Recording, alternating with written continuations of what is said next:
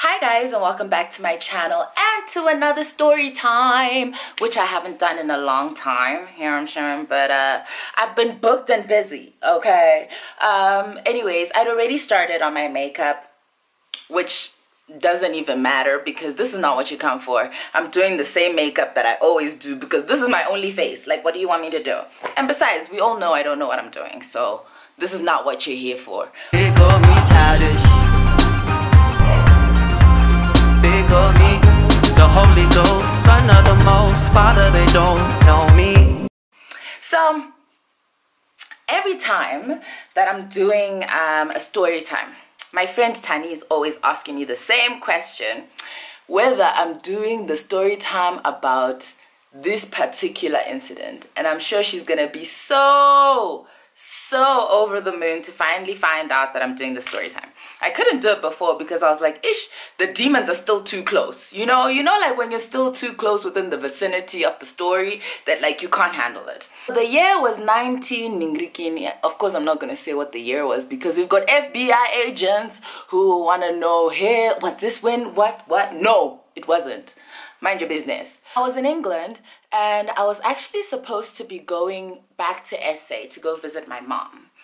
And then when I went to SA, I took the train because, you know, a bitch didn't drive. I was a student. I'm on a student budget. And those days I was still hottie property on Snapchat. You know what I mean? Obviously, when you're self-proclaimed hot property on Snapchat, you will have the occasional suitor. This guy texts me and he's like, hi, ma'am. And I'm like, hello, sir, one of my many suitors. And he's like, no, I noticed that you took the train to go to the airport.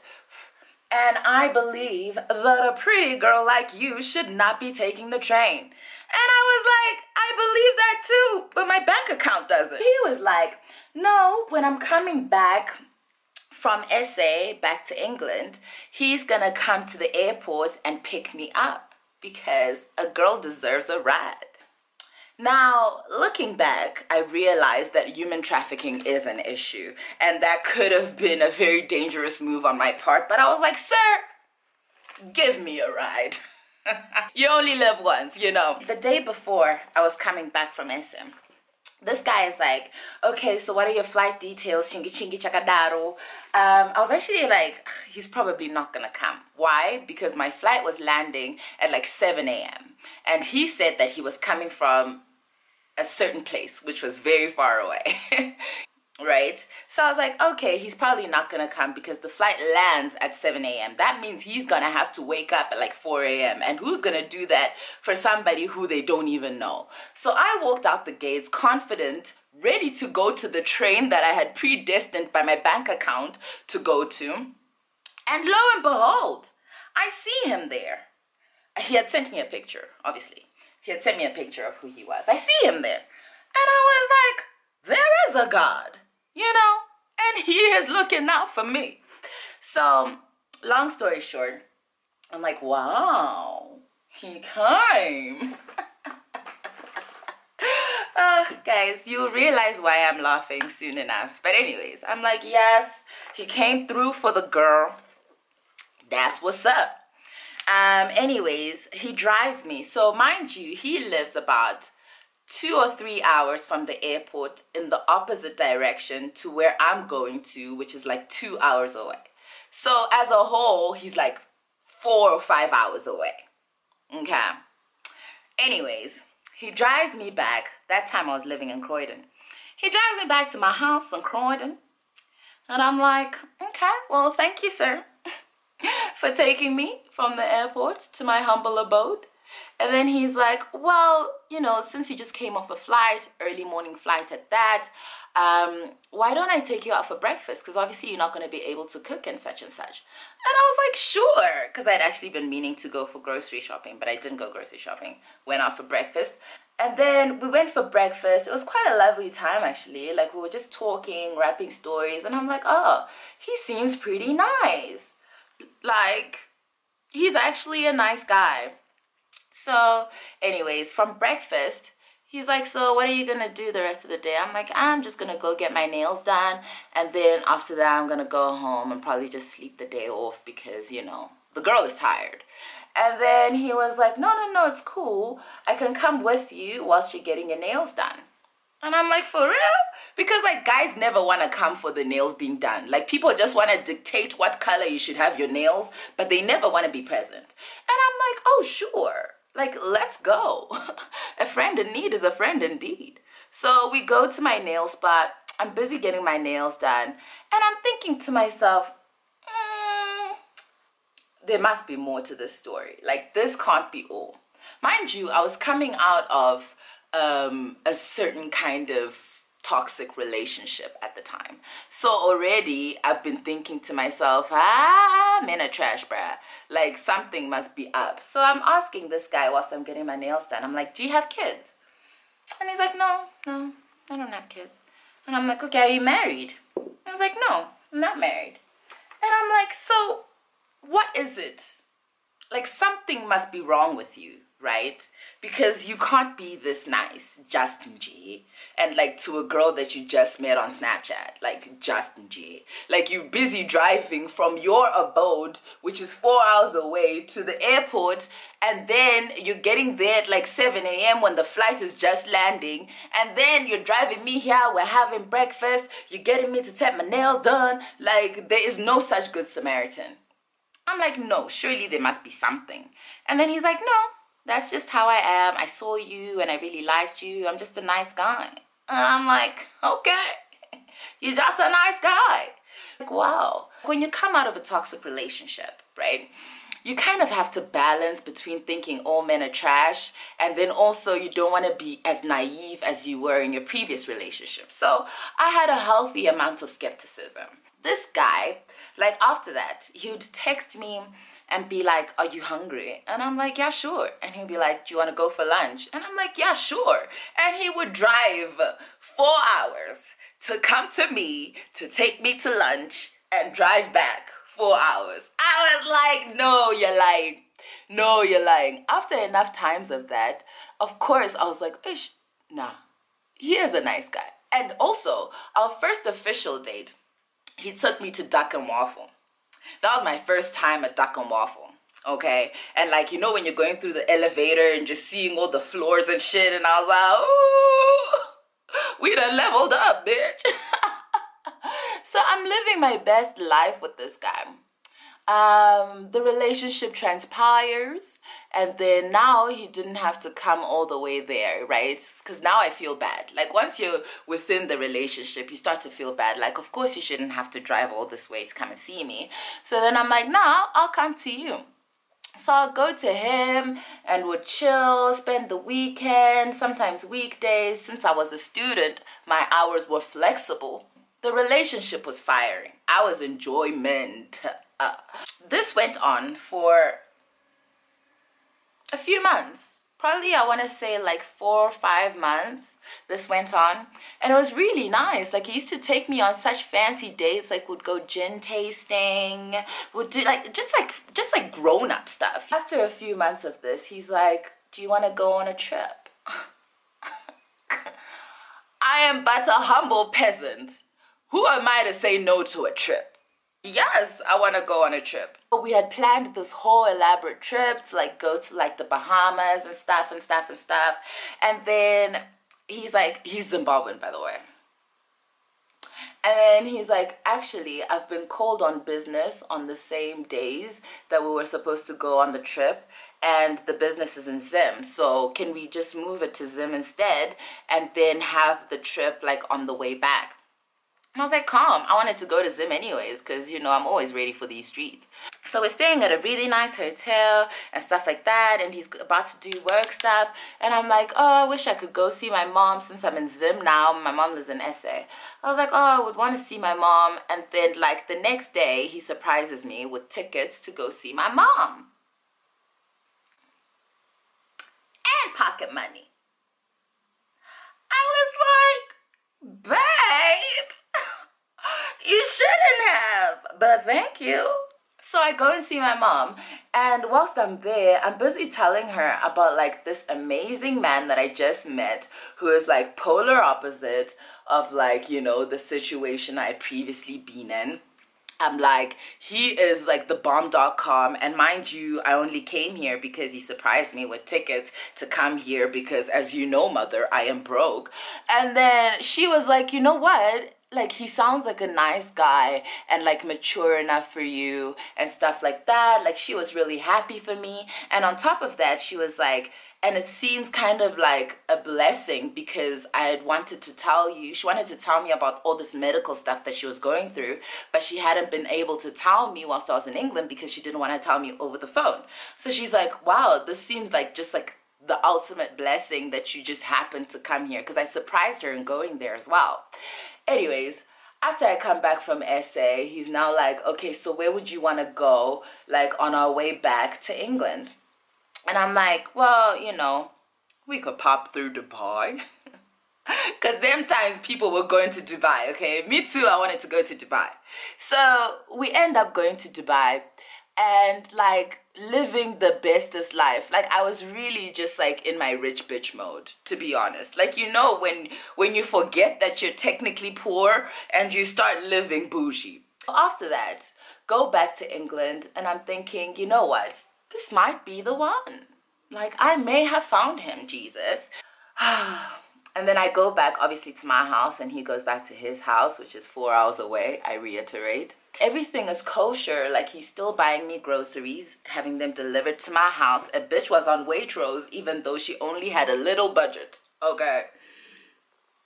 Then one morning, I wake up to a message in my Facebook inbox from this woman and she's like, hi, my name is Ningrikini. I want to know, why are you with my husband? Hey, chingi chingi chakadaro, telling me her entire words.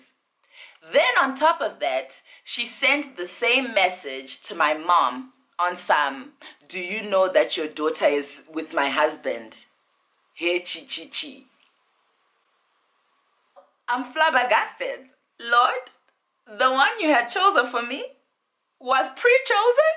Trying to text this guy, trying to call him and be like, call my nigga. Like, what's up? What's going on? You know, you can't talk to me. What's happening? He's not answering for most of the day. So I'm like, you know what? It's probably true then. At some point, he texts me back. And then he's like, no, don't even watch that. Like, that's my ex. He hates to see me when I'm with someone else. So she starts acting cray-cray. And I'm like, is that right? And so why was she like busy texting my mom and stuff like that? And he's like, girl, that's part of the craziness. And I'm like, checks out. Don't judge me, guys. I was lost within the sauce. And those Waitrose groceries did not help either, okay? He even went on to be like, just ignore her. Like, in fact, block her. Because otherwise she's just going to continue to want to cause trouble. And like, we're happy and she doesn't like that. And I was not ready for anyone to step on my happiness, child. So I was like, okay, cool. I'll block. And then we kept seeing each other. Because the other reason why it didn't check out to me was because I had been to see this guy so many times over the past, 4 or 5 months. And no wife was present in anything. Okay, so I was confused because from where would this wife be coming from all of a sudden? So then that's why his story also kind of made sense in my mind. Anyways, fast forward. So now we're still seeing each other. He's still coming all the way to Croydon, or sometimes I'll be going where he was, and like, we're living our best lives. I wake up one day, right? Guys, I always wake up to like the craziest things. Like, is this my life? I wake up one day and the wife had copied and pasted this long ass message on all my YouTube videos because, mind you, I had blocked her on Facebook, so she couldn't contact me there anymore. So the message read as follows. Hanzi, why are you still with my husband? Hey, chingi chingi chakadaro. Actually, the part that really got me was where she was like, and you left your makeup brush in his car. I'm going to take it to a nganga. So I'm going to be with you Jay, you're gonna be jujufied. And it went deeper. She was like, you're gonna be like a blind man who cannot see. You will be going through life, you will never find success. No man will ever love you because real phenomenal women don't sleep with other people's husbands. I was like, in my culture, you don't play with threats like that, okay? Like if someone says they will bewitch you, they will miscombobulate your life. Now I'm busy asking this guy, and I'm like, my guy, I thought you said that this was a non-factor, that she was crazy and stuff like that. Now look, and not only is it like affecting me, like people are gonna see this, and then it's just gonna look like I'm some homewrecker out here doing shenanigans. Like what are you doing, my nigga? What are you doing? And then he's like, okay, fine. Well, before I met you, excuse me, he's like, okay, fine. Well, before I met you, I was in a serious relationship. And I'm like, okay, how serious? And then he's like, as serious as it can get. Still, this nigga did not want to say I am married, right? He did not want to say it. He's like, as serious as it can get. And then I'm like, oh, why didn't you tell me? And how has this now all blown up? And then he's like, no, so when we came back from Dubai, because you know when you put your luggage in together and then they just put one person's name tag on everything. They put my name tag on everything. So his bags had my name on them. So when we came back from Dubai, apparently she had come back to the house because apparently they'd been separated. That's why I hadn't seen sis around.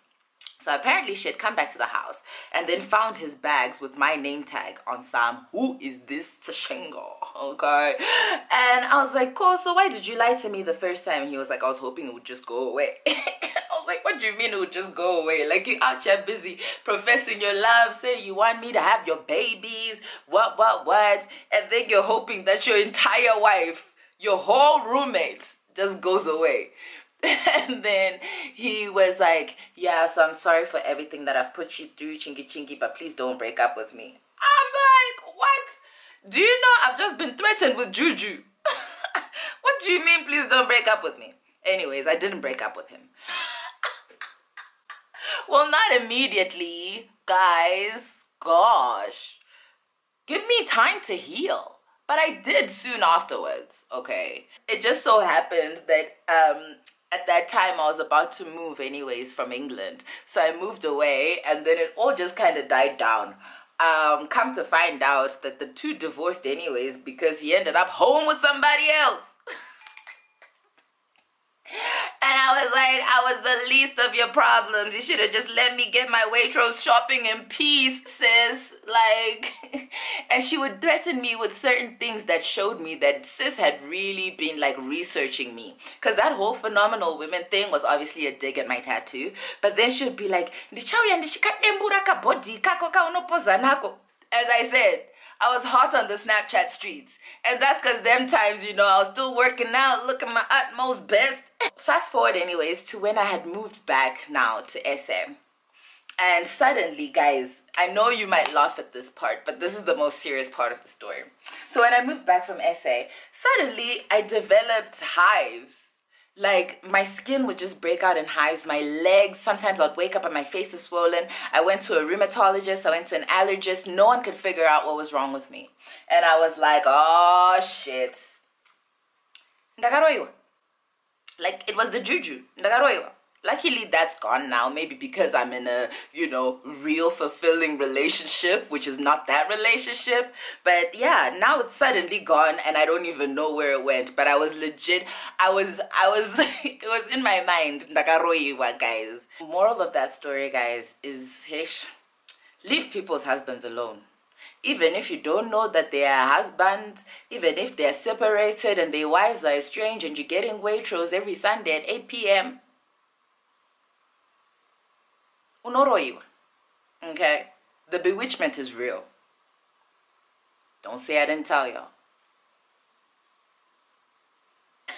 So this is just your casual going to the kitchen look, if you will. If anything I said in that story resonates, please make sure you go in the comment section. Like, I love hearing from you in the comment section, and that's how I know that you guys are actually watching. Right? Big of me, the Holy Ghost, Son of the Most, Father, they don't know me.